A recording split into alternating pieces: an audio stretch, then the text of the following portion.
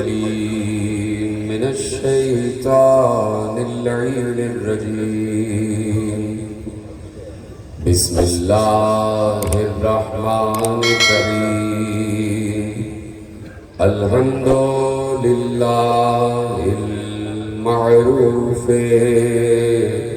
من غير رؤية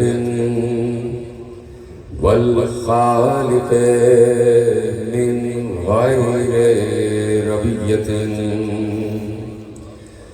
الذي لم يزل قائما دائما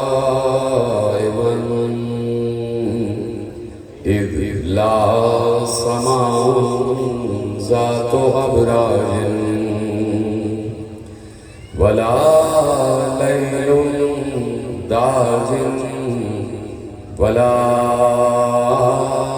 بحر ساجن ولا أرض ذات مهاد ولا خلق ذو اعتماد والصلاة والسلام والتحية والإكرام على نبي الرحمة وخازن المغفرة وقائل الخير والبركة ومنقذ العباد من الهلكة سيدنا ومولانا أبي القاسم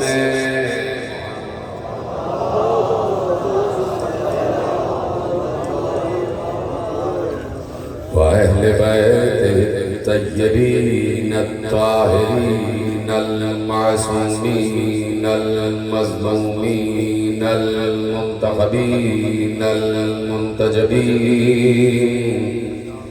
الذين أذهب الله عنهم الرجس وطهرهم تطهيرا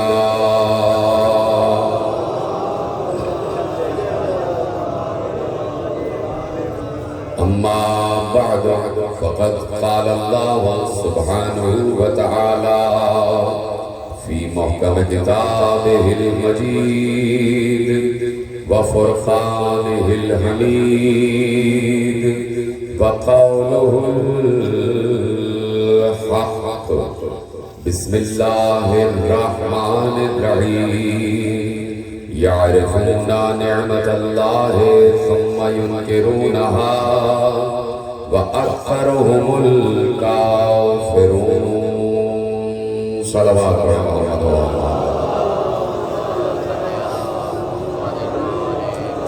چودہ سو 45 ہجری کے شہر ماہ محرم کی مرکزی امام بارگاہ دھوبی گھاٹ فیصل آباد میں حضرات آج دوسری تقریر سماعت فرما رہے ہیں۔ وسائل معرفت کے عنوان سے یہ سلسلہ آج دوسرے مرحلے میں داخل ہو رہا ہے اور ہم یہ بات کہنے میں حق بجانب ہیں کہ ہم نے 1400 برس سے دنیا کو یہ پیغام دیا ہوا ہے کہ اس سے بڑا کوئی حقیقی پیغام نہیں ہے کہ اگر ہم آج دنیا میں کہیں پر بھی اللہ اللہ سن رہے ہیں تو وہ صرف حسین حسین کی وجہ سے ہے۔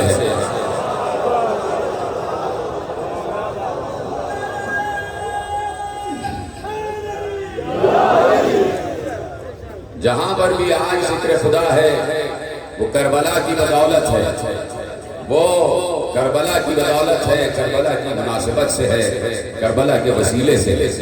ایک بندہ ایسا گزر گیا کہ جس نے یہ ثابت کیا کہ اللہ ہے، جس نے یہ ثابت کر دیا کہ اللہ ہے، اور میرے نانا جو پیغام لائے تھے وہ بالکل برحق پیغام تھا، وہ بالکل حقیقی پیغام تھا، وہ روحانی پیغام تھا۔ تو میں نے کل بھی یہی عرض کیا کہ مصطفیٰ عقیدہ توحید کا بنانے والا اور حسین عقیدہ توحید کا بچانے والا، حسین آج جہاں پر بھی کہیں پر بھی اللہ کا ذکر ہے تو بوسیلہ آل محمد ہے۔ مجھے بتاؤ کہ علی خود باتیں توحید نہ دیتے، نہ بتاتے کہ اللہ کیا ہے، اللہ کون ہے، اللہ کیسا ہے، اس کی رحیمیت کیا ہے، اس کی کریمیت کیا ہے، اس کی رحمانیت کیا ہے، اس کی غفوریت کیا ہے، اس کی صبوریت کیا ہے، وہ شکور ہے تو کیسا ہے، وہ غفور ہے تو کیسا ہے، وہ غفار ہے تو کیسا ہے، وہ قہار ہے تو کیسا ہے، وہ جبار ہے تو کیسا ہے، وہ صبور ہے تو کیسا ہے، وہ مومن ہے تو کیسا ہے، وہ مہیمن ہے تو کیسا ہے، وہ عزیز ہے تو کیسا ہے، وہ قدوس ہے تو کیسا ہے، وہ سلام ہے تو کیسا ہے، وہ سمیع ہے تو کیسا ہے، وہ بصیر ہے تو کیسا ہے، وہ لطیف ہے تو کیسا ہے، وہ خبیر ہے تو کیسا ہے۔ علی نے بتایا اس کے صفات ہیں اور اس کے صفات کی ذات ہیں، اس کی ذات کا حصہ ہیں اس کے صفات۔ خبردار صفت والا الگ نہ ماننا، ذات والا الگ نہ ماننا۔ سلامت رہے آپ، یہ نہ کر لینا کہ اللہ کے صفات کو اللہ سے الگ مانو اور اللہ کی ذات کو اللہ سے الگ مانو۔ اگر تم نے ایسا کیا تو تم نے دوئی پیدا کر دی۔ اسی لیے علی نے بہت ہی اہتمام کے ساتھ اور بڑے ہی چنیدہ الفاظ کے ساتھ، بڑے ہی چنے ہوئے الفاظ کے ساتھ عقیدہ توحید بیان کیا، معرفت توحید دنیا تک پہنچائی۔ علی نے کہہ دیا من وصف اللہ عز وجل فقد جزاہ ومن جزاہ فقد سناہ ومن سناہ ومن سناہ فقد جہلہ ومن جہلہ فقد اشار الیہ ومن اشار الیہ فقد عدہ ومن عدہ فقد عدہ۔ علی کا خطبہ، علی بڑے ضروری پر بیٹھ کر کہہ رہے ہیں کہ من وصف اللہ فقد سناہ، جس نے اللہ کے وصف مانے اور اللہ کی ذات کو الگ مانا، اس نے دو اللہ مانے۔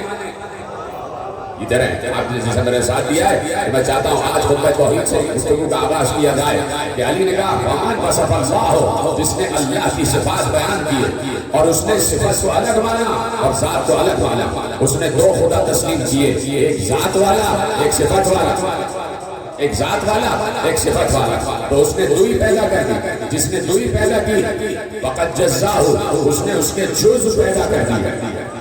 جس نے دو اللہ مانے گویا اس نے اس کو جز میں تسلیم کر لیا، یعنی دو اللہ ہیں جز میں مان لیا، اور جس کے جز ہو جائے وہ اللہ نہیں ہوتا۔ جز کا مطلب یہ ہے کہ اگر ایک ہے تو اس کے دو آدھے ہو سکتے ہیں، اگر دو ہے تو اس کے دو ایک ہو سکتے ہیں۔ تو کہا ومن سناہ فقد جزاہ ومن جزاہ فقد جہلہ، جس نے اس کے دو حصے مانے، جس نے اس کے دو جز مانے، وہ اس سے جاہل رہا، وہ اس سے جاہل رہا، اس نے اسے پہچانا ہی نہیں۔ اور جس نے اسے نہیں پہچانا، جو اس کی ذات و صفت سے جاہل رہا، فقط اشارہ الیہ، بس اس نے اسے قابل اشارہ مانا۔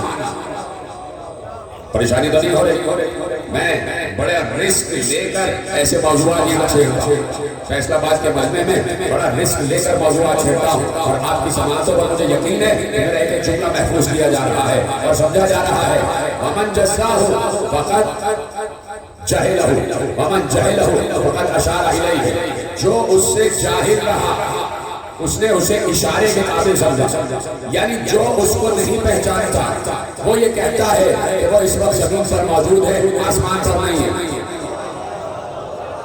اشارہ کیا کہ وہ رہا اللہ، تو یہ نہیں کہا جا سکتا کہ وہ رہا اللہ۔ علی سے کسی نے پوچھا تھا کہ یا علی یہ بتائیے آپ کا اللہ کہاں رہتا ہے، آپ کا اللہ کہاں رہتا ہے؟ علی سے پوچھا گیا کہ یا ابو الحسن یہ بتائیے کہ آپ کا اللہ کہاں رہتا ہے؟ تو پہلے تو سوال کرنے والے کے انداز کو سمجھو، پہلے تو سوال کرنے والے کے انداز کو سمجھو۔ اس نے کہا آپ کا اللہ کہاں رہتا ہے، یعنی دنیا یہ مانتی ہے کہ اللہ ہے تو انہی کا ہے، اللہ ہے تو انہی کا ہے۔ آپ کا اللہ کہاں رہتا ہے؟ یہ تو تھا یہودی، اس لیے کہ یہودی بنتا تھا سوال یہ کرنا کہ آپ کا اللہ، ہم تو اللہ کو مانتے ہی نہیں، لیکن میں مسلمانوں کی بات کروں تو ایک خلیفۃ المسلمین یعنی بنو امیہ کا، بنو عباس کا ایک خلیفہ گزرا، بنو عباس کا ایک خلیفہ گزرا، بیٹھا ہوا ہے مسند پر، اور میں جب نام لوں گا تو آپ سمجھ جائیں گے کہ کسی خلافت کا تذکرہ ہو رہا ہے۔ امام علی بن موسیٰ المرتضیٰ علیہ الصلوۃ والسلام، بلند آواز سے شاہ رضا پر صلوات بھیجیے، بلند آواز۔ مولا تشریف فرما ہے، دربار ہے اور ولی عہدی کا دور ہے، اور ایسے میں خلیفہ بیٹھا ہوا ہے، حاکم بیٹھا ہوا ہے، اور دربار بھرا ہوا ہے، دربار بھرا ہوا ہے۔ کوئی حاکم کی مرضی کے بغیر سے اٹھ نہیں سکتا، اس کی کابینہ میں کوئی حاکم کی مرضی کے بغیر سے اٹھ نہیں سکتا، کوئی اس کی مرضی کے بغیر سوال نہیں کر سکتا، خاموشی چھائی ہوئی ہے، اس لیے کہ بادشاہ بیٹھا ہوا ہے۔ انسان ڈرا ہوا ہے خلیفہ سے کہ اگر ادھر ادھر کی کوئی گستاخانہ بات کر دی تو ہمارا سر قلم کر دیا جائے گا، تو انسان ڈرا، لیکن مکھی نہیں ڈری، لیکن مکھی نہیں ڈری، وہ مکھی پرواز کرتی ہوئی آئی اور خلیفہ کو تنگ کرنا شروع کیا، خلیفہ کو تنگ کرنا شروع کیا۔ وہ ادھر سے ہٹاتا ہے وہ ادھر آ جاتی ہے، وہ اس رخسار سے ہٹاتا ہے وہ ادھر آ جاتی ہے، مکھی بار بار اسے تنگ کر رہی ہے۔ تو اب اس نے جھنجھلا کے پلٹ کے علی بن موسیٰ المرتضیٰ کی طرف مخاطب ہو کر کہا، یہ آپ کے اللہ نے مکھی بنائی کیوں ہے؟ جو فرمایا آپ نے، یعنی جہاں پر بھی کوئی تصور ہے تو وہ یہی ہے کہ اللہ ہے تو انہی کا ہے، اور اللہ کو سمجھتے ہیں تو یہی سمجھتے ہیں، اور اللہ کو سمجھا سکتے ہیں دنیا کو تو یہی سمجھا سکتے ہیں کہ اللہ ہے کیا۔ کہا آپ کے اللہ نے یہ مکھی بنائی کیوں ہے؟ تو بھائی بتا وہی سکتا ہے، بتا وہی سکتا ہے، بتا وہی سکتا ہے کہ یا تو جس نے خود بنائی ہو یا بنتے ہوئے دیکھا ہو، وہی بتا سکتا ہے نا، یا تو جس نے خود بنایا ہے یا بنتے ہوئے دیکھا ہے، یا بنانے والے کے مقصد کو جانتا ہے، یا بنانے والے کے مقصد کو جانتا ہے۔ تو اب جیسے ہی کہا کہ آپ کے اللہ نے یہ مکھی کیوں بنائی ہے، تو فی الفور میرے مولا نے جواب دیا کہ تم جیسے بادشاہوں کے غرور کو توڑنے کے لیے، تم جیسے بادشاہوں کے غرور کو توڑنے کے لیے۔ جو فرمایا آپ نے، تو آپ یعنی جہاں پر بھی بات آ رہی ہے وہ یہی ہے کہ آپ کا اللہ۔ تو پوچھنے والے نے پوچھا، علی ممبر سلوری پر ہیں اور خطبہ توحید ارشاد فرما رہے ہیں، اور پوچھنے والا پوچھ رہا ہے کہ آپ کا اللہ کہاں رہتا ہے، کہاں رہتا ہے، کہاں رہتا ہے، وہ کہاں ہے؟ تو اب علی نے وہ معرکۃ العلیٰ جواب دیا جو توحید کی جتنے بھی معنی اور مفہوم ہیں، جتنے بھی معنی و مفہوم کی عبارتیں ہیں، ان میں بڑے سلسلے الفاظ میں لکھا جائے۔ ایک بار علی نے فوراً اسے جواب دیا کہ تو نے پوچھا کہ میرا اللہ کہاں رہتا ہے، تو سن، وہ کہاں نہیں ہے جو میں یہ بتاؤں کہ وہ کہاں ہے، وہ کہاں نہیں ہے کہ میں یہ بتاؤں کہ وہ کہاں ہے۔ یعنی اس کی طرف اشارہ نہیں کیا جا سکتا کہ آج یہاں ہے، تو اگر یہاں ہے تو اس کا مطلب ہے کہیں اور نہیں ہے، اس کا مطلب ہے کہیں اور نہیں ہے۔ پھر پوچھنے والے سے پوچھا کہ یہ جو عرش ہے، امیر المومنین سے پوچھا گیا، اور ایک مسلمان نے پوچھا کہ مولا یہ بتائیے کیا اللہ عرش پر رہتا ہے، کیا اللہ عرش پر ہے؟ تو اگر اللہ عرش پر ہے اور اللہ عرش پر رہتا ہے یا اللہ عرش پر نہیں رہتا، تو پھر یہ عرش کا استعارہ اس کے لیے کیوں استعمال کیا جاتا ہے؟ مولا نے کہا وہ عرش پر رہتا نہیں ہے، وہ ہر جگہ موجود ہے، ہر جگہ موجود ہے، وہ کسی سے چھپا ہوا نہیں ہے، وہ کسی سے چھپا ہوا نہیں ہے۔ مثلا میں نے بھیڑوں کی بات خاموش ہو گئے، علی بازار کوفہ سے گزر رہے تھے اور قمر بھی ساتھ ساتھ، قمر اس روایت کے راوی ہیں، بازار کوفہ سے گزر رہے، ایسے میں دو شخص آپس میں مباحثہ کر رہے تھے، بحث کر رہے تھے۔ ایک شخص کی پیٹھ امیر المومنین کی طرف علی جا رہے ہیں اور دو شخص آپس میں مباحثہ کر رہے ہیں۔ ہمارے یہاں کی ایک عظیم کتاب ہے الغارات، اس الغارات سے یہ روایت آپ کے حوالے کر رہا ہے، اور اس میں لکھا ہے فہوا بالرجل مولی ہے، وہاں ایک مرد تھا جس کی پشت علی کی طرف یعنی وہ اس طرح سے اور علی جا رہے تھے، وہ آپس میں گفتگو کر رہے تھے، آپس میں بحث مباحثہ کر رہے تھے، تو اس شخص نے کہا والذی احتجب بالسبع حجاب، اس کی قسم کہ جو 7 حجابوں میں چھپا ہوا، آپس میں بات کر رہے تھے تو اس نے اپنا موقف منوانے کے لیے قسم کہ اس کی قسم جو 7 پردوں میں چھپا ہوا۔ ایک بار علی مڑے، علی نے اس کی پیٹھ پر ہاتھ مارا، وہ مڑا، اس نے علی کو دیکھا، چوک پہ سلام کیا، مخاطب ہوا، علی نے کہا بھلا وہ کون ہے جو 7 پردوں میں چھپا ہوا؟ بھائی سلامت رہے آپ میرے ساتھ ہیں۔ جیسے علی کی طرف مڑا تو علی نے اس سے پوچھا وَمَنِ الَّذِي احتجب بالسبع حجاب، کون ہے وہ کہ جو 7 پردوں میں چھپا ہوا؟ اس نے کہا رب العالمین یا امیر المومنین، میری مراد اللہ سے، میری مراد رب العالمین سے۔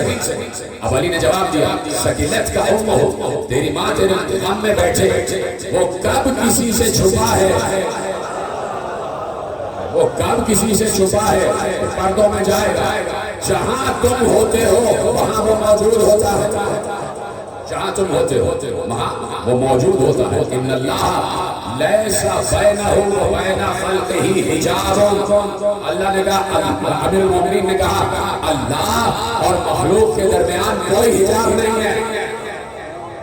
علی نے تو کہہ دیا نا کہ اللہ اور مخلوق کے درمیان کوئی حجاب نہیں ہے، کہہ دیا نا علی نے کہ اللہ اور مخلوق کے درمیان کوئی حجاب نہیں ہے، لیکن میں کیسے عرض کروں کہ اسی علی کا بڑا بھائی جسے اللہ نے رسول بنایا، ادھر سلامت رہیں، اسی علی کا بڑا بھائی جسے اللہ نے مصطفیٰ بنایا، وہ مصطفیٰ اصحاب کے مجمع میں بیٹھے ہوئے تھے اور ذکر علی کر رہے تھے، ذکر علی کر رہے تھے۔ سنیں گے جملہ آپ کے حوالے کر رہا ہوں، اور مناقب مرتضوی سے اہل سنت سالم کی کتاب ہے، وہاں سے یہ جملہ آپ کے حوالے کر رہا ہوں۔ ایک بار پیغمبر علی کے متعلق گفتگو کر رہے تھے، سنیے گا جملہ، علی نے تو کہا کہ ان اللہ لیس بینہ و بین خلقہ حجاب، اللہ اور مخلوق کے درمیان کوئی حجاب نہیں ہے، اللہ اور مخلوق کے درمیان کوئی حجاب نہیں ہے، لیکن رسول یہ کہہ چکے تھے کہ جانتے ہو علی کو، علی اللہ اور مخلوق کے درمیان حجاب کا نام ہے، اللہ اور مخلوق کے درمیان جو حجاب ہے اس کا نام ہے علی۔ اب سمجھے آپ حجاب کو سمجھے، حجاب کیا ہے، حجاب کیا ہے؟ اب پہلے ذرا اس جملے کی تشریح ہو جائے کہ علی نے کہا کہ اللہ اور اس کی مخلوق کے درمیان کوئی حجاب نہیں ہے، وہ پردوں میں چھپا ہوا نہیں ہے، وہ ہر کسی کے ساتھ ہے، ہر کسی کے ساتھ ہے، وَهُوَ مَعَهُمْ أَيْنَمَا كَانُوا، تم جہاں جاتے ہو وہ تمہارے ساتھ ہوتا۔ اللہ اکبر، اتنا عظیم جملہ میں نے آپ کے حوالے کر دیا، علی کا جملہ، تم جہاں جاتے ہو تو تمہارے ساتھ ہوتا۔ تم ابھی گھر میں تھے نا اپنے، تم سب کے ساتھ، اور میں بھی اپنے گھر میں تھا نا ابھی، تو اللہ میرے ساتھ گھر پر تھا۔ اب میں اور آپ فرش اعلیٰ پر آ گئے تو اللہ یہاں پر بھی آ گیا۔ پتہ نہیں بات پہنچ رہی کہ نہیں پہنچ رہی، اللہ بھی فرش اعلیٰ پر آ گیا، اللہ بھی فرش اعلیٰ پر موجود ہے۔ اس وقت وہ ذکر حسین سن رہا ہے، کہاں بیٹھے ہیں پیچھے والے حضرات جس میرے ساتھ ہیں، اس وقت وہ فرش اعلیٰ پر ہے، وہ یہاں ہے، وہ اس وقت میری زبان سے ذکر حسین سن رہا ہے، سن رہا ہے، اور کوئی بعید نہیں کہ فرشتوں کو بھی بلا لیا ہو کہ آؤ تم بھی سنا، فرشتوں کو بلا لیا، تو اس جگہ کو چاروں طرف سے ملائکہ نے گھیرا ہوا ہے۔ جب اللہ موجود ہو تو یقیناً ملائکہ اللہ بھی موجود ہوں گے، ہر جگہ موجود ہے، یہاں پر آ گیا۔ اب اس وقت ہم گھر پر نہیں ہیں لیکن وہ ہمارے گھروں پر بھی ہے، ہمارے گھروں پر بھی موجود ہے، ہم گھر پر نہیں ہیں تو ہمارے گھروں پر بھی ہے اور ہمارے ساتھ بھی ہے۔ فَهُوَ مَعَهُمْ أَيْنَمَا كَانُوا، وہ جہاں جاتے ہیں، جہاں جاتے، تم جہاں جاؤ تمہارے ساتھ اللہ ہوتا، ہر جگہ اللہ موجود ہوتا، وہ پردوں میں نہیں چھپتا، وہ پردوں میں نہیں چھپتا۔ تو میں سوال کرنا چاہتا ہوں کہ جب وہ پردوں میں نہیں چھپتا، وہ پردوں میں نہیں ہے، وہ حجاب میں نہیں ہے، تو پھر یہ معراج کے حجاب میں کون چھپا ہوا تھا؟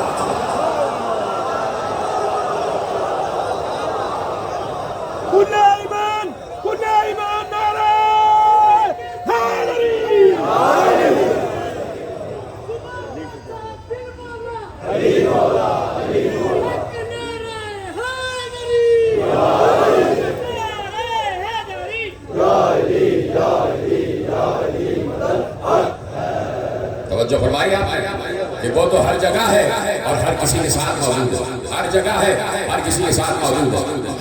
تو اب پیغمبر نے کہا کہ علی اللہ و مخلوق کے درمیان حجاب ہے، یہ حجاب ہونا ضروری ہے، یہ حجاب ضروری ہے، اس لیے کہ ہم براہ راست اللہ کے وجود کو برداشت نہیں کر سکتے کہ اللہ کے نور کی ایک تجلی جب موسیٰ برداشت نہ کر سکے، اللہ کے نور کی ایک تجلی جب موسیٰ برداشت نہ کر سکے، یہ اللہ کے نور کی تجلی آئی کہاں سے؟ یہ نور تھا کس کا؟ یہ دور پر نور تھا کس کا؟ یہ تو میرا استدلال نہیں ہے، علماء صحابہ کا استدلال ہے جو آپ کے حوالے کا بہت پرانی بات ہے اور آپ کے حوالے کا یقیناً آپ نے سینکڑوں مرتبہ سنی ہے، میرے موضوع میں یہ بات نہیں ہے لیکن آئی ہے تو عرض کرتا ہوا آگے بڑھتا ہوں، آپ کو یاد دلاتا ہوا آگے بڑھتا ہوں کہ بھائی یہ دور پر کس کا نور چمکا؟ کون تھا دور پر؟ جب اللہ نے کہہ دیا کہ تم مجھے نہیں دیکھ سکتے، لن ترانی، تم مجھے نہیں دیکھ سکتے، تو 70 آدمیوں نے بشمول موسیٰ دیکھا، تبھی تو بے ہوش ہوا، دیکھا تبھی تو بے ہوش ہوئے اور 70 آدمی مر گئے، موسیٰ بے ہوش ہو گئے، 70 آدمی مر گئے۔ وہ بعد میں موسیٰ نے انہیں اللہ سے کہتے زندہ کروایا، کہا کہ پروردگار انہیں زندہ کر دیا، نہیں تو ان کی قوم کہے گی کہ موسیٰ پہاڑ پر لے گئے، موسیٰ نے انہیں قتل کر دیا، انہیں زندہ کر دے تاکہ یہ گواہ بن جائے۔ اس کا مطلب ہے بہت سے مردے اس لیے زندہ کیے گئے تاکہ گواہ بن جائے، سلامت رہے آپ، تاکہ گواہ بن جائے۔ تو اب کہا کہ موسیٰ آ گئے دور پر اور کہہ دیا کہ پروردگار اپنا نور دکھا دے، اپنا نور کو مشاہدہ کروا، کہہ دیا لن ترانی، تم مجھے نہیں دیکھ سکتے، لن ترانی، تم مجھے نہیں دیکھ سکتے۔ جیسے آواز تھی ویسی کرو، یہ کیا کیا؟ بار محمد والے محمد بلندر صلوات۔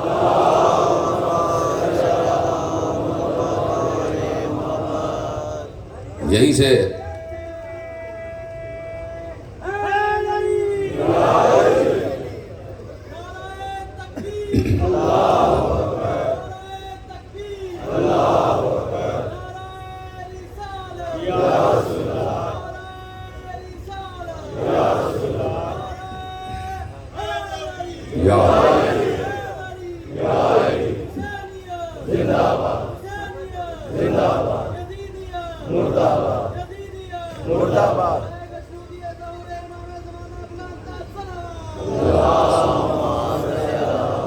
جب تک ہمارے مہدی بھائی آپ سے کچھ گزارشات وہ نہ رہتا، اس لیے میں نے بات روکی اور وہیں سے بات کا آغاز ہو رہا ہے کہ حجاب بہت ضروری ہے، حجاب بہت ضروری ہے۔ کہہ دیا تھا کہ لن ترانی، تم مجھے نہیں دیکھ سکتے، تم میرے نور کو نہیں دیکھ سکتے، اللہ نور ہے نا، تو یقیناً یہی بات ہے کہ تم میرے نور کو نہیں برداشت کر سکتے، اللہ کے نور کو نہیں دیکھ سکتے، اللہ کے نور کو نہیں دیکھ سکتے۔ تو جب اللہ نے کہہ دیا کہ تم میرے نور کو نہیں دیکھ سکتے تو نہیں دیکھ سکتے، ہو گئی بات ختم، میرے ساتھ ہیں سارے کے سارے۔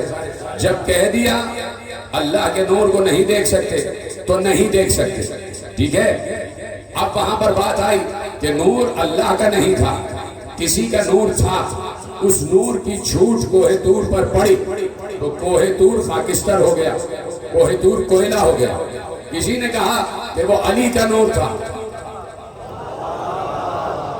بات آ گئی کہ وہ علی کا نور تھا، میں کہتا ہوں نہیں، وہ علی کا نور نہیں تھا، چپ ہو گیا اور آپ کا چپ ہونا بنتا تھا۔ اور ابھی دیکھیے میں آپ کے ہاتھ بلند کروانے جا رہا ہوں، وہ علی کا نور نہیں تھا، وہ علی کا نور نہیں تھا، کیوں؟ اس لیے کہ علی بھی تو اللہ ہی کا نور ہے،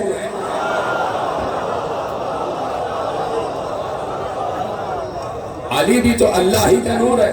اور اللہ نے کیا کہا کہ تم میرے نور کو نہیں دیکھ سکتے۔ پیغمبر بارہا مسجد نبوی کے منبر پر علی کا تعارف کراتے ہوئے کہہ چکے تھے کہ انا و علی من نور واحد، میں اور علی ایک ہی نور سے ہیں۔ روایت آپ کے ذہن میں ہے نا، حدیث آپ کے ذہن میں ہے، میں اور علی ایک ہی نور سے ہیں، میں اور علی واحد نور سے ہیں۔ تو یہ واحد نور ہے کس کا؟ وہ ایسا واحد ہے کون جس کے نور سے یہ دو ہیں؟ وہ ایسا واحد کون ہے کہ جس کے نور سے یہ دو ہیں؟ تو وہ واحد کون ہے؟ ایک بار قرآن نے اس بات کی توضیح کر دی کہ میدان محشر ہوگا اور تمام اہل محشر میدان میں موجود ہوں گے، ایسے میں اللہ کی آواز آئے گی، لمن الملک اليوم، آج کس کی بادشاہت ہے؟ آج کس کی بادشاہت ہے؟ سب مل کر کہیں گے، سب مل کر کہیں گے للہ الواحد القہار، آج اس اللہ کی بادشاہت ہے جو واحد ہے۔ تو واحد ہے اللہ، اور پیغمبر نے کہا انا و علی من نور واحد، میں اور علی اسی واحد کے نور سے ہیں۔ تو نور علی بھی نہیں تھا، اس لیے کہ نور علی اللہ ہی کا نور ہے، تو نور علی کو بھی کوئی نہیں دیکھ سکتا۔ 3 سال پہلے میں نے امام موسیٰ کاظم علیہ السلام پر جب اشرا پڑھا تھا تو ایک جملہ آپ کے حوالے کیا تھا، مجھے جملہ کہنا نہیں تھا لیکن آپ کی خاموشی نے مجھے مجبور کر دیا کہ میں وہ جملہ آپ کے سامنے دہراؤں، کہ میرے مولا کاظم نے ارشاد فرمایا تھا کہ جب محمد و علی کا تذکرہ کر رہے تھے تو کہا کہ ظاہرہما بشریہ و باطنہما لاہوتیہ، ان کا ظاہر بشر ہے اور ان کا باطن لاہوتی ہے۔ یہ لاہوت کے ہیں، یہ عالم لاہوت کے ہیں کہ جہاں ہو ہی ہو ہے۔ ختم کر دیتا ہوں بات، اتنی مشکل بات بھی نہیں، جب معرفت کی بات آ جائے تو زیادہ بولا کرے۔ یہ اس عالم کے ہیں، ان کی حقیقت یہ ہے، ان کا باطن یہ ہے کہ یہ عالم ہو کے ہیں، اور ان کا ظاہر یہ ہے کہ یہ عالم بشریت کے ہیں۔ کیا تمہیں پتا ہے کہ یہ لباس بشر میں کیوں آئے؟ جس کو یاد ہوگا وہ میری بات پر ساتھ کرے گا۔ میں نے یہ جملہ 3 سال پہلے کہا تھا کہ یہ میرا جملہ نہیں ہے، معصوم کا جملہ۔ کیا تمہیں معلوم ہے یہ دونوں لباس بشر میں کیوں آئے؟ ہیں نور، ہیں نور، لیکن آئے لباس بشر میں۔ تو کیا تمہیں معلوم ہے کہ محمد و علی جو نور ہیں وہ لباس بشر میں کیوں آئے؟ کہ اس لیے لباس بشر میں آئے کہ اگر اپنے اصل نور کی کیفیت میں آ جاتے تو تم انہیں دیکھ نہ پاتے۔ یہ طرح سلامت رہے، اپنے اصل نور کی کیفیت میں آ جاتے تو تم انہیں دیکھ نہ پاتے، تاکہ تم انہیں دیکھ سکو، اس لیے لباس بشر میں آئے۔ اور لباس بشر میں اس لیے آئے تاکہ وہ تم پر حجت بن سکے، تاکہ وہ تم پر حجت بن سکے، تو اس لیے لباس بشر میں آئے۔ تو اب میں نے عرض کیا کہ علی و محمد دونوں نور خدا کا حصہ ہیں، دونوں نور خدا سے ہیں۔ عنوان میرا ہے وسائل معرفت، اور وسائل معرفت میں یہی معرفت کی باتیں ہوں گی، اور یہی میں آپ سے 10 دن گفتگو کروں گا کہ محمد و علی ایک نور کا حصہ ہیں، وہ بھی نور خدا، یہ بھی نور خدا، اور اللہ کہہ رہے تم نور خدا کو نہیں دیکھ سکتے۔ تو پھر کس کا نور تھا؟ پھر کس کا نور تھا؟ معصوم سے پوچھا گیا کہ وہ کس کا نور تھا جو طور پر چمکا؟ معصوم نے ارشاد فرمایا کہ اللہ نے سکان سماوات میں جہاں فرشتگان کو اللہ نے رکھا ہوا ہے، وہیں پر ایک گروہ فرشتگان ہے جنہیں کروبیین کہا جاتا ہے، جو اللہ کے قریب ترین ہیں۔ میرے تو رونگٹے کھڑے ہو جاتے ہیں جب میں قرب خدا کی بات کرتا ہوں۔ وہ فرشتگان، وہ فرشتے جنہیں کروبیین کہا جاتا ہے، وہ اللہ کے قریب ترین فرشتے ہیں۔ اللہ کے قریب ترین تو سبھی ہیں، اللہ تو سب کے قریب ترین ہے، لیکن اللہ نے عرش کو اپنی بلندی کا استعارہ بنایا ہوا ہے تاکہ تم جب دعا مانگو تو یوں کر کے نہ مانگو، یوں کر کے مانگو۔ کوئی ہے میری بات کو سننے والا، سمجھنے والا اور بتانے والا کہ بات سمجھ گئے؟ اللہ کو اس کی بلندی کے حساب سے، یہ وہ بلند ہے، اس کو بلند بتانے کے لیے عرش کو اس کا استعارہ مانا گیا ہے تاکہ ہاتھ کو یوں کر کے دعا مانگو، تاکہ اسے بلند مانو۔ نہیں تو وہ زمین پر ہر جگہ موجود ہے، کائنات میں ہر جگہ موجود ہے، زمین کی تہوں میں بھی موجود ہے، آسمانوں کی بلندیوں میں بھی موجود ہے، ہر جگہ موجود ہے۔ کہا کہ وہ فرشتے جو عرش اعظم پر مقام مخصوص الہی، جو اللہ کے لیے مخصوص مقام ہے، اس کے قریب ترین ہے، انہیں کروبیین کہا جاتا ہے۔ اور تمہیں پتہ ہے وہ کروبیین کون ہیں؟ وہ علی کے شیعہ ہیں۔ اللہ نے ان شیعوں میں سے ایک شیعہ کا نور طور پر ظاہر کیا۔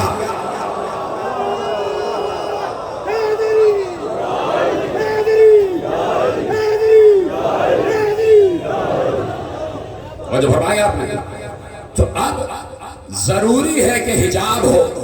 میں تو وہیں پر ہوں، پتہ نہیں آپ کہاں گئے، سب میرے ساتھ ہیں۔ ضروری ہے کہ حجاب ہو۔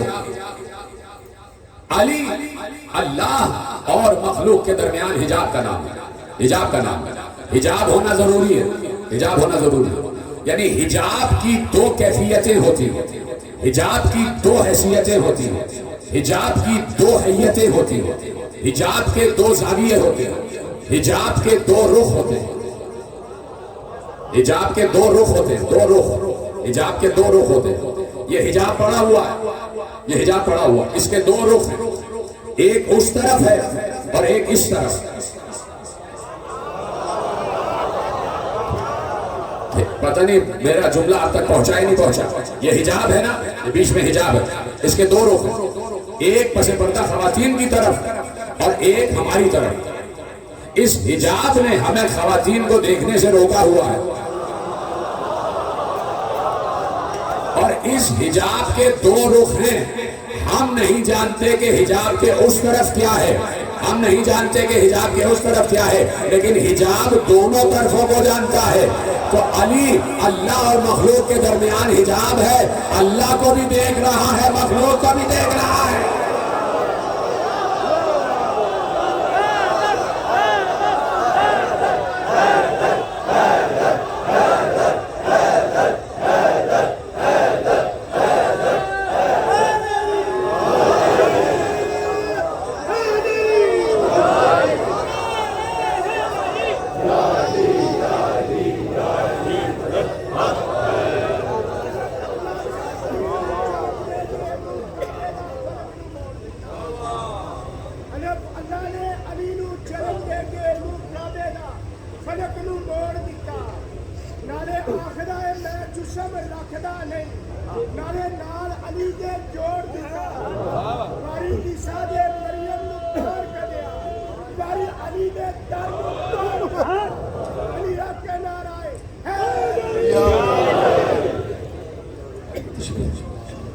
توجہ فرمائیے آپ، علی حجاب ہے، اور اس حجاب کا ہونا ضروری ہے کہ وہاں سے لے اور یہاں دے، وہاں سے لے یہاں دے۔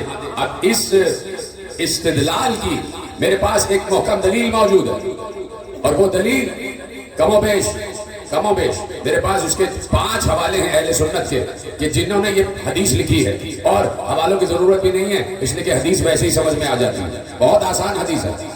پیغمبر نے ارشاد فرمایا کہ اللہ معطی وانا القاسم، اللہ مجھے دیتا ہے اور میں تقسیم کرتا ہوں،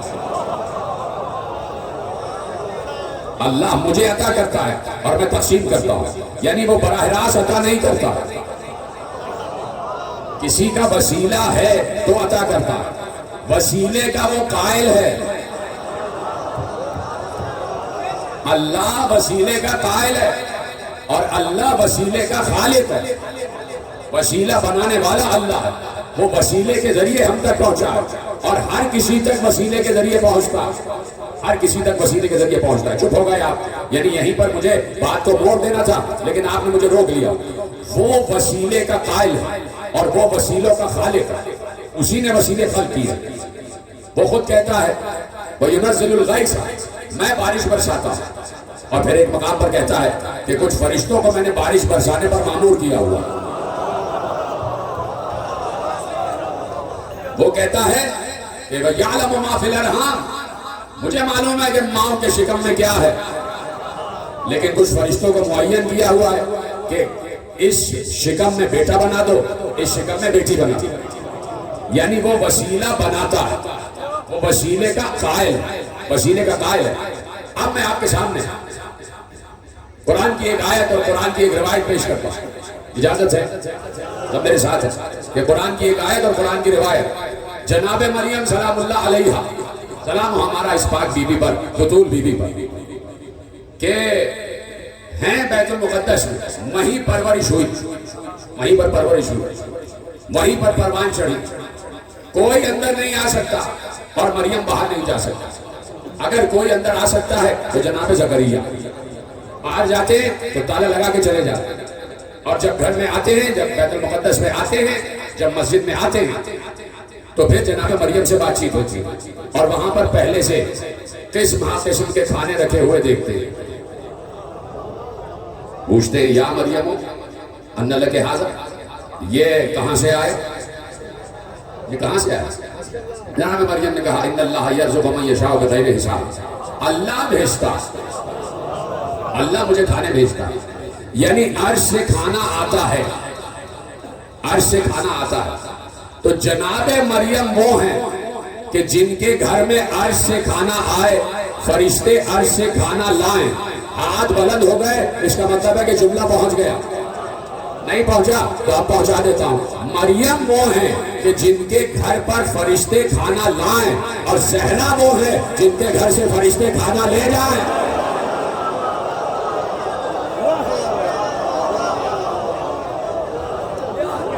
زہرا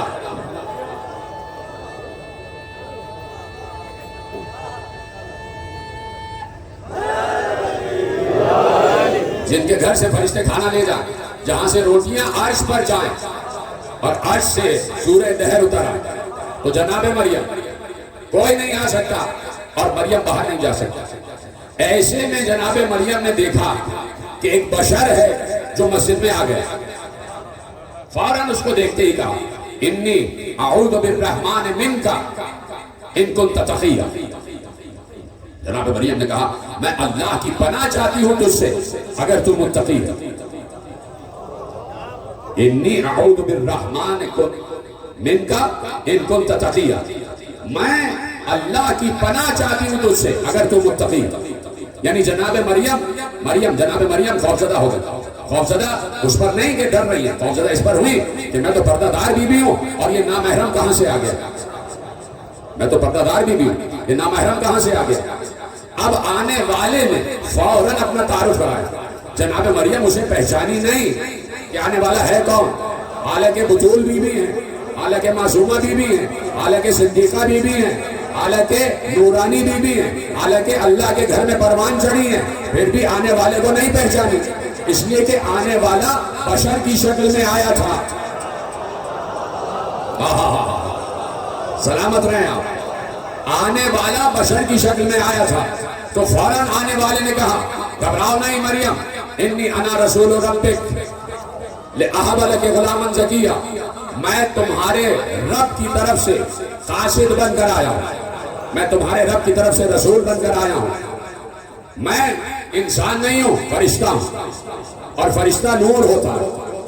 جب نور لباس بشر میں آیا تو مریم جیسی بیوی بھی نہ پہچان سکی،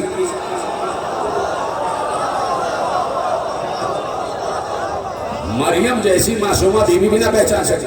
جب نور لباس بشر میں آ گیا تو مریم سمجھی کہ یہ ہم ہی میں سے ہے۔ اس کا مطلب ہے جب نور لباس بشر میں آتا ہے تو سمجھنے والے اسے اپنے جیسا سمجھتے ہیں، اسے اپنے جیسا سمجھتے ہیں۔ فوراً آنے والے نے کہا انی انا رسول ربک لأہب لک غلاما زکیا، میں تمہاری رب کی طرف سے رسول بن کر آیا ہوں، میں فرشتہ ہوں، میں جبرائیل ہوں، اور میں اس لیے آیا ہوں تاکہ تمہیں ایک پاک بیٹا عطا کروں۔ لأہب لک غلاما زکیا، تاکہ میں تمہیں عطا کروں بیٹا۔ کہاں بیٹھے ہیں آپ؟ لأہب لک غلاما زکیا، تاکہ میں تمہیں بیٹا عطا کروں۔ میں جبرائیل کہہ رہے میں تمہیں بیٹا عطا کروں۔ ہاتھ جوڑ کر جبرائیل سے کہو جبرائیل یہ کیا بدعت کر رہے ہو، یہ کیا شرک کر رہے ہو، بیٹے تو اللہ عطا کرتا ہے، تم کیسے عطا کر رہے ہو؟ بیٹے تو اللہ عطا کرتا ہے۔ لأہب لک غلاما زکیا، جناب مریم سے کہہ رہے ہیں تاکہ تمہیں بیٹا عطا کروں، یعنی جبرائیل کہہ رہے میں بیٹا عطا کروں، میں بیٹا عطا کروں، عطا کرنے والا تو اللہ ہے۔ تو جبرائیل کو کہنا چاہیے تھا کہ اللہ تمہیں بیٹا دینا چاہتا ہے، اللہ نے یہ خبر دے کے مجھے بھیجا، یہ نہیں کہا میں تمہیں بیٹا دوں گا، میں تمہیں بیٹا دوں گا۔ تو اب کیا سمجھ میں آئی بات؟ یہی سے تو میں نے بات موڑی تھی کہ کام ہے اللہ کا، وسیلہ ہے جبرائیل۔ کہہ دیا بھائی جملہ، یعنی جملہ لے جائیے، مشیت خدا کے سائے میں جبرائیل معصوم ہے نا، تو اب جملہ لیجئے، جملہ سمجھیے گا میں کیا کہنے جا رہا ہوں۔ یعنی اس منظر نے یہ بتایا کہ مشیت خدا کے سائے میں جو کام بھی معصوم کرتا ہے وہ کام معصوم ہی کا کام کہلاتا ہے۔ سلامت رہے آپ. پیچھے والے حضرات پیچھے رہ گئے. میں تو سمجھتا کہ جملہ آپ تک پہنچ جائے گا. اللہ کی مشیت کے تحت کوئی معصوم اگر کام کرتا ہے تو وہ کام معصوم ہی کا کام کہلاتا ہے. پھر معصوم یہ کہہ سکتا ہے کہ میں ایسا کروں گا، اس لیے کہ اللہ کی مشیت کے سائے میں ہو رہا ہے. معصوم کہہ سکتا ہے کہ میں کروں گا، میں کرتا ہوں. معصوم کہہ سکتا ہے کہ میں کرتا ہوں، اس لیے کہ معصوم مشیت خدا کے سائے میں کام کر رہا ہوتا ہے. اب علی چونکہ مشیت خدا کے سائے میں کام کر رہے تھے، اس لیے علی نے کہا میرے حکم سے زندہ ہو جا.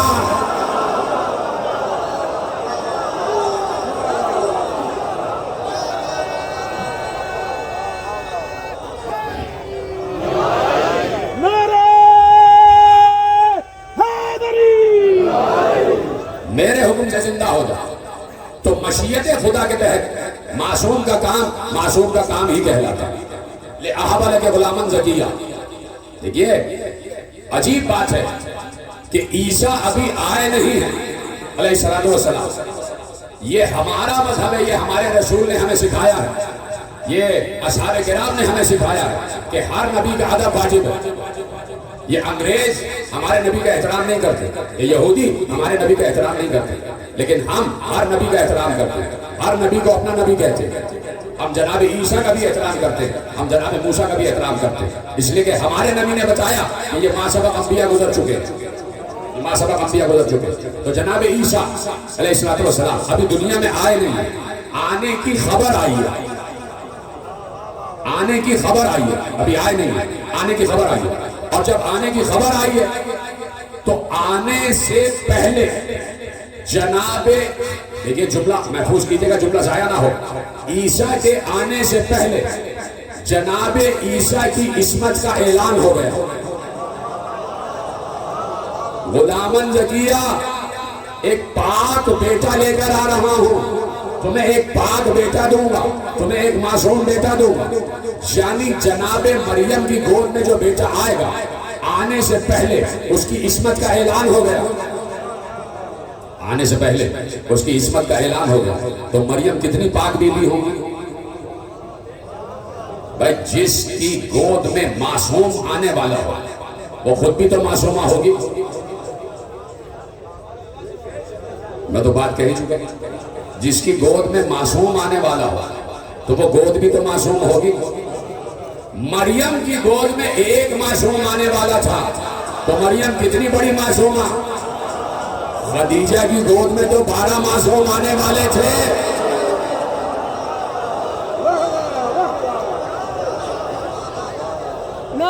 خدیجہ کتنی بڑی معصومہ تھی. اور جملہ لے جاؤ، چونکہ مریم معصومہ تھی اور مریم کے دور میں کوئی دوسرا معصوم نہیں تھا، مریم کے دور میں کوئی دوسرا معصوم نہیں تھا، اس لیے اللہ نے مریم کو بغیر شادی کے رکھا. اللہ نے نہیں چاہا کہ معصومہ بیوی کسی غیر معصوم کے عقد میں جائے. اللہ اکبر، اللہ اکبر. اللہ نے نہیں چاہا کہ معصومہ بیوی کسی غیر معصوم کے عقد میں جائے. تو خدیجہ کی گود میں بھی تو معصوم آنے والے تھے، تو خدیجہ کسی غیر معصوم سے کیسے شادی کر لیتی؟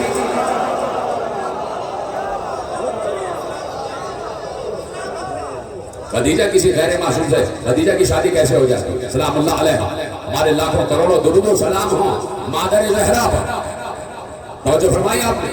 تو اب یہاں پر وسیلہ ہے اور اللہ وسیلے کا قائل ہے. اللہ ہر کام وسیلے کے تحت کرواتا ہے. موت خود دیتا ہے نا اللہ.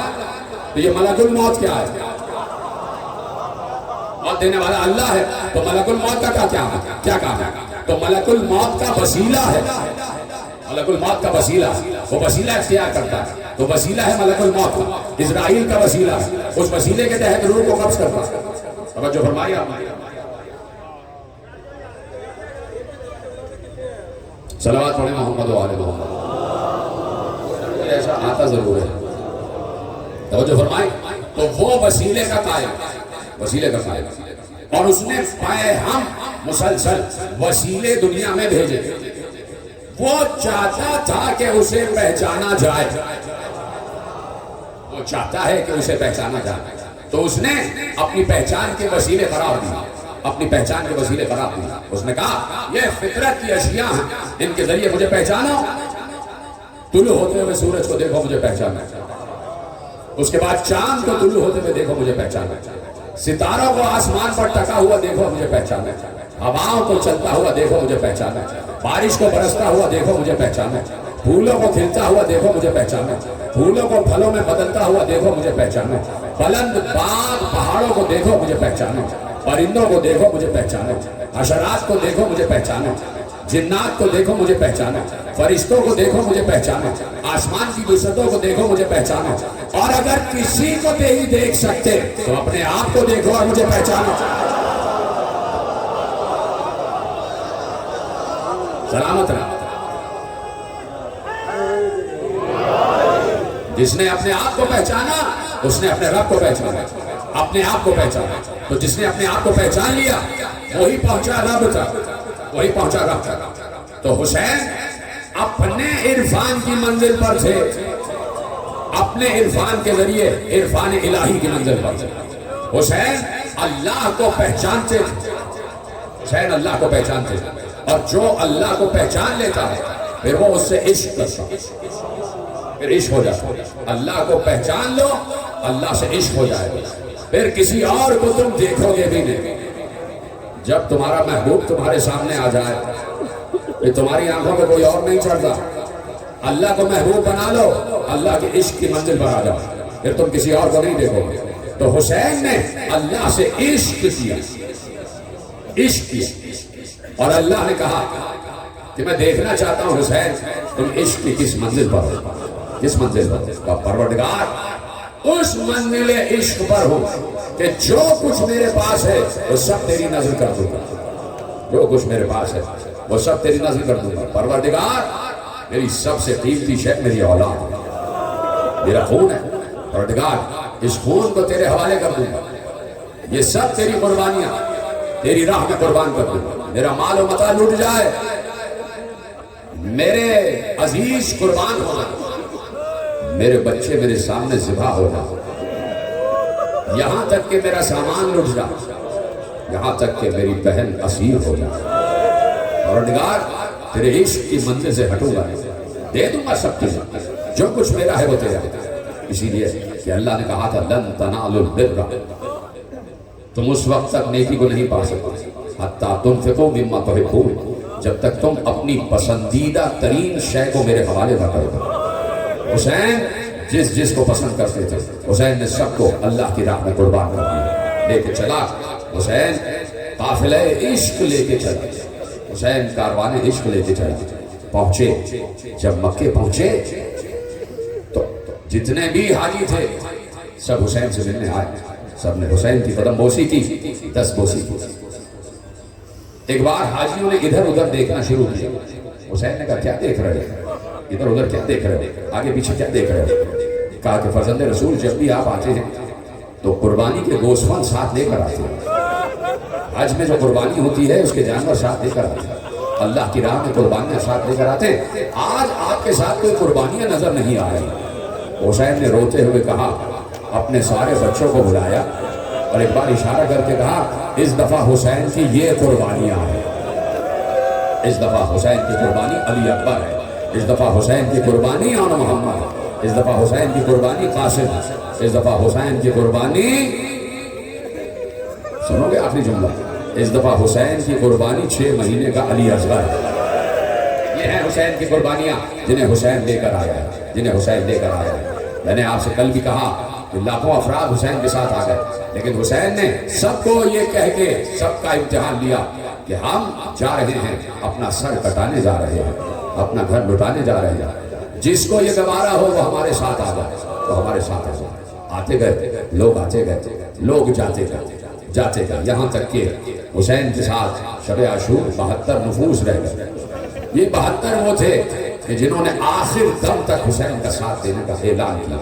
اے حسین ابن علی, بار بار قتل کیے جائیں, ہماری لاش کے ٹکڑے ٹکڑے کر دیے جائیں, ہماری لاش کو جلا دیا جائے, ہماری لاش کو جلانے کے بعد راکھ کو ہوا میں بکھیر دیا جائے اور ہمیں دوبارہ بنایا جائے, ہم پھر تجھ پر قربان ہو جائیں گے.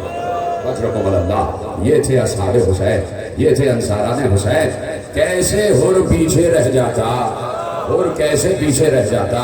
हुर भी आ गया, देख रहा था पूरी शबे आशूर हुर ने जागते हुए गुजारी। जरूरी है ना कि हुर का तस्करा भी हो जाए, जरूरी है कि बुरैर हमदानी का तस्करा भी हो जाए, जरूरी है कि हिलाल इब्न नाफे बजल्ली का तस्करा भी हो जाए, जरूरी है कि मुस्लिम इब्न औसजा का तस्करा भी हो जाए, जरूरी है कि हबीब इब्न मज़ाहिर का तस्करा भी हो जाए, जरूरी है कि ज़ुहैर इब्न कैन का तस्करा भी हो जाए, जरूरी है कि हंज़ला अंसारी का तस्करा भी हो जाए, जरूरी है कि जॉन गुलाम का तस्करा भी हो जाए, जरूरी है कि बकैर इब्न हुर का तस्करा भी हो जाए, अली इब्न हुर का तस्करा भी हो जाए, जरूरी है कि शुहदाए करबला में जितने लोग हैं सबका तस्करा हो जाए, जरूरी है कि अब्दुल्ला इब्न अब्बास का तस्करा हो जाए, जरूरी है कि इमरान इब्न अबुल फजल अब्बास का तस्करा हो जाए, जरूरी है कि अब्बास के एक और बेटे का तस्करा हो जाए जिसे फजल इब्न अब्बास कहते हैं। उबैदुल्लाह वो थे कि जो मदीने में बाकी रह गए। अब्बास की 3 कुर्बानियों का तस्करा हो जाए, जरूरी है कि अब्दुल रहमान इब्न मुस्लिम इब्न अकील का तस्करा हो जाए, जरूरी है कि अब्दुल्ला इब्न मुस्लिम इब्न अकील का तस्करा हो जाए, जरूरी है कि मोहम्मद इब्न मुस्लिम इब्न अकील का तस्करा हो जाए, जरूरी है कि इब्राहीम इब्न मुस्लिम इब्न अकील का तस्करा हो जाए, जरूरी है कि तमाम शुहदाए करबला का तस्करा हो जाए। तुम्हें मालूम है ये नाम मैंने क्यों लिए? ये सारे जो शुहदाए करबला अंसारान हुसैन असहाब हुसैन का नाम मैंने क्यों लिया? ले जाओ एक रिवायत ले जाओ, एक बहुत बड़ा रौज़ा खान ईरान में गुजरा, बहुत बड़ा रौज़ा खान, उसकी तकरीरें उसके मसाइल बहुत पसंद किए जाते थे, बहुत पसंद किए जाते थे। एक बार उसने ख्वाब देखा कि मेरी रूह परवास कर ले, मेरी रूह परवास कर ले और मैं मर गया। और कहता है कि मैंने ऐसे में आसमान से कुछ सवारियां उतरती हुई देखी, कुछ सवारियां उतरती हुई देखी, मेरी रूह परवास कर गई और मैंने सवारियां उतरती हुई देखी। 27 घोड़े थे जो आसमान से उतरे, सबसे आगे एक बुलंद घोड़ा था और जब वो घोड़े मेरे सामने आके रुके, मेरी रूह परवास हो रही थी, मेरी रूह खिंच रही थी, मैं कब से रूह की मंजिल पर था। वो घोड़े आकर रुके, सबसे आगे जो घोड़ा था उस शख्स ने अपना नकाब उल्टा। मैंने उनसे पूछा आप कौन? कहा मैं हबीब इब्न मज़ाहिर, मैं हबीब इब्न मज़ाहिर हूँ और मेरे मौला ने भेजा है कि तुम्हारी रूह को कब्ज़ किया जाए। मेरा मौला हुसैन तुम्हें बुला रहा है, दुनिया में तुम्हारी जिंदगी का अरसा खत्म हो चुका है। एक बार इस रौज़ा खान ने, इस मसाइब खान ने कहा कि मुझे अभी बहुत से काम हैं इस दुनिया में, मुझे बेटियों की शादियां भी करनी हैं, मुझे और भी बहुत से काम हैं, जरा अबा अब्दुल्लाह हुसैन से मेरे लिए कुछ वक्त ले लो, कुछ वक्त ले लो। कहा अच्छा तुम यहाँ रुको, मैं हजरत अबा अब्दुल्लाह से पूछ कर आता हूँ। वो वापस पलटे, किसी दरबार में गए, थोड़ी देर बाद वापस आए और कहा हाँ अबा अब्दुल्लाह हुसैन ने तुम्हारी जिंदगी का अरसा बढ़ा दिया, तुम्हारी जिंदगी का अरसा बढ़ा दिया है। ये कह के वापस मुड़े, इधर से इस रौज़ा खान ने, इस मसाइब खान ने रोका और कहा कि आप कौन हैं? कहा हबीब इब्न मज़ाहिर। कहा और ये 26 अफराद कौन हैं? कहा ये शुहदाए करबला हैं, ये करबला के शहीद हैं। सुनोगे? अपना हाथ सीने में मार कर सुनना। एक बार इस रौज़ा खान ने कहा कि मैंने तो ये सुना था कि करबला के 72 शहीद हैं, आप तो कुल 27 हैं, आप तो कुल 27 हैं। कहा सुनो, अपनी पूरी जिंदगी में एक ज़ाकिर हुसैन जितने अंसाराने हुसैन का तस्करा करता है, उसके मरने के वक्त उतने ही अंसार उसे लेने आते हैं, उसकी मौत के वक्त उतने ही असहाब उसे लेने आते हैं। और तुम भी तो तस्करे सुन रहे हो ना, न मालूम कितने असहाब के तस्करे तुमने सुने होंगे। तो ये यकीन रखना कि जब भी कोई इस बस में दुनिया से उठकर जाता है, शुहदाए करबला उसे लेने आते हैं, तो यकीनन हुर का तस्करा हो रहा है, तो हुर भी आएंगे, हुर भी लेने आएंगे। रात भर हुर तड़पा, रात भर हुर मुस्तरिब रहा। एक बार बेटे ने कहा कि बाबा कभी आपको ऐसा मुस्तरिब नहीं देखा, कभी आपको ऐसा परेशान नहीं देखा, क्या बात है? बेटे का हाथ पकड़ा, खेमा गाहे हुसैनी के करीब आए और कहा बेटे ये आवाजें सुन रहा है, ये आवाजें सुन रहा है। बेटे ने कान लगा के आवाज सुनी तो नन्हे नन्हे बच्चों की आवाज आ रही थी, आलाताश आलाताश आलाताश, बाबा हमें प्यास लगी है, चचा हमें प्यास लगी है, वो भी अम्मा हमें प्यास लगी है। क्या बेटे तुझे मालूम है हुसैन के बच्चों को इस मंजिल तक लाने वाला मैं हूं, اگر میں حسین کو گھیر کر یہاں نہ لاتا تو حسین کے بچوں پر یہ وقت نہ آتا۔ بیٹے مجھے معلوم نہیں تھا کہ حالات اتنے گمبھیر ہو جائیں گے، حالات اس نہج تک آ جائیں گے کہ جنگ چھڑ جائے گی۔ بیٹے میں نے توبہ کا ارادہ کر لیا ہے، میں اب جاؤں گا فاطمہ کے لال کی خدمت میں جاؤں گا، میں حسین کی خدمت میں جاؤں گا۔ بیٹے نے کہا بابا میں بھی ساتھ چلوں گا، بھائی نے کہا بھائی میں بھی ساتھ چلوں گا، غلام نے کہا میں بھی ساتھ چلوں گا۔ یہ 4 انسانوں کا قافلہ چلا، 4 انسان چلے، اور کا بیٹا، اور کا بھائی، اور کا غلام، یہ 4 چلا۔ اور نے کہا ایسے نہیں، میری آنکھوں پہ پٹی باندھ دو، میری آنکھوں پہ پٹی باندھ دو، میرے ہاتھوں میں رسیاں باندھ دو، اور مجھے غلاموں کی طرح لے کر چلو، مجھے قیدیوں کی طرح لے کر چلو، اس لیے کہ میں فرزند رسول کو دیکھنے کی ہمت نہیں کر سکتا، ان سے آنکھ ملانے کی جرت نہیں کر سکتا، اور مجھے معلوم ہے کہ وہ رحیم و کریم کے نمائندے ہیں، مجھے معاف کر دیں گے۔ اس طرح لے کر چلے، آنکھوں پہ پٹیاں بندھی ہوئی ہیں، ہاتھ میں رسی بندھی ہوئی ہے۔ ایک بار غلام نے کہا اللہ اکبر، اور نے کہا اللہ اکبر کیوں کہا؟ کہا آقا حسین کا غلام جان لینے آ رہا ہے، جان غلام حسین لینے آ رہا ہے۔ اور نے بھی کہا اللہ اکبر۔ 2 قدم آگے بڑھے تو ہور کے بھائی نے کہا اللہ اکبر۔ جناب ہور نے کہا بھیا تم نے نعرے تکبیر کیوں بلند کیا؟ کہا اس لیے کہ حسین کا بھائی عباس لینے آ رہا ہے، حسین کا بھائی عباس لینے آ رہا ہے۔ گریہ کرتے جاؤ، تمہاری آوازیں گریہ بلند ہوتی جائے، بس 2 ہی جملے تو پڑھنے رہ گئے۔ حسین کا بھائی عباس لینے آ رہا ہے۔ 2 قدم آگے بڑھے، ایک بار ہور کے بیٹے نے کہا اللہ اکبر۔ ہور نے کہا بیٹے تو نے اللہ اکبر کیوں کہا؟ کہا اس لیے کہ حسین کا بیٹا اکبر لینے آ رہا ہے، علی اکبر شبیہ رسول لینے آ رہا ہے۔ اب آگے بڑھے تو تینوں نے مل کر کہا اللہ اکبر، اللہ اکبر، اللہ اکبر۔ سینے پہ ہاتھ مارو، جو سر پہ ہاتھ مار سکتا ہے وہ مارے۔ ایک بار ہور نے کہا تم تینوں نے نعرہ تکبیر بلند کیوں کیا؟ کہا اس لیے کہ خود حسین لینے آ رہا ہے، خود آقا حسین لینے آ رہے ہیں۔ کہا مجھے آقا کے قدموں پر گرا دو، مجھے حسین کے قدموں پر گرا دو۔ اور حسین کے قدموں پر گر گیا، اور ایک بار گر کر کہا آقا کیا میری خطا معاف ہو سکتی ہے؟ مجھے ایسے نہ دیکھو، مجھے ایسے نہ دیکھو، جسے رونا نہیں آتا وہ گردن جھکا لے، جسے رونا آتا ہے وہ مجھے دیکھے۔ مجھے روتے ہوئے چہرے بہت پسند ہیں۔ اب تم سمجھو جب مجھ ادنا سے ذاکر کو روتے ہوئے چہرے پسند ہیں تو مادر حسین کو کتنے پسند ہوں گے؟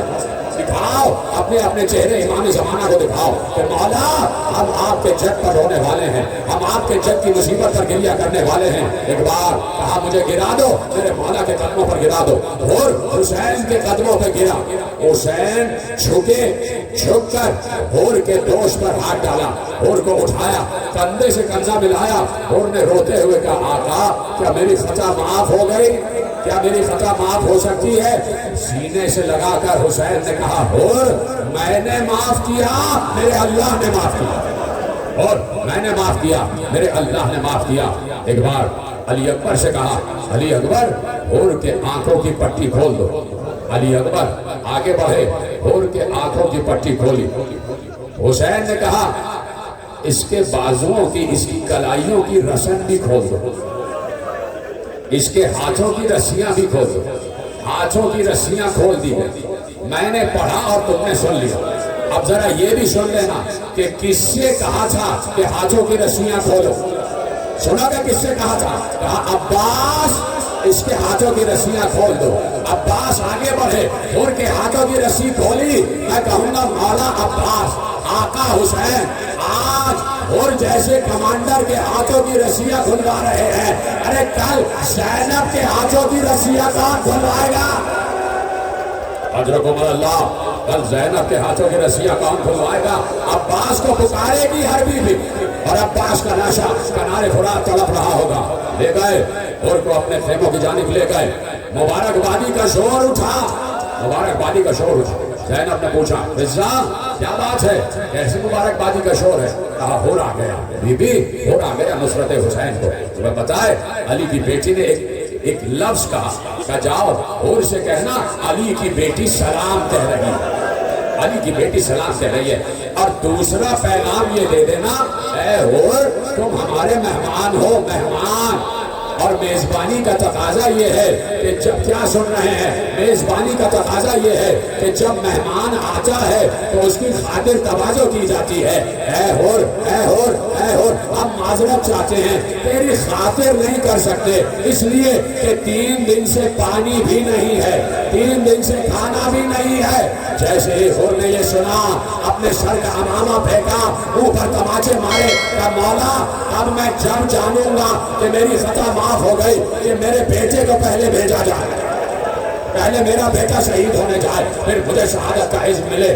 بڑی مشکل سے ہور کے بیٹے کو بھیجا. ایک کتاب میں علی ابن ہور نام لکھا ہے دوسری کتاب میں بکیر ابن ہور فقیر ابن ہور چلا اپنے باپ سے اجازت لے کر چلا. بڑی مارکت العرا جنگ کی. تھوڑی دیر بعد پلٹ کر آئے. کہا بیٹے پلٹ کر کیوں آ گئے؟ کہا کہ پیاس لگ رہی ہے شدت کی پیاس پانی کا جام میسر آ جا.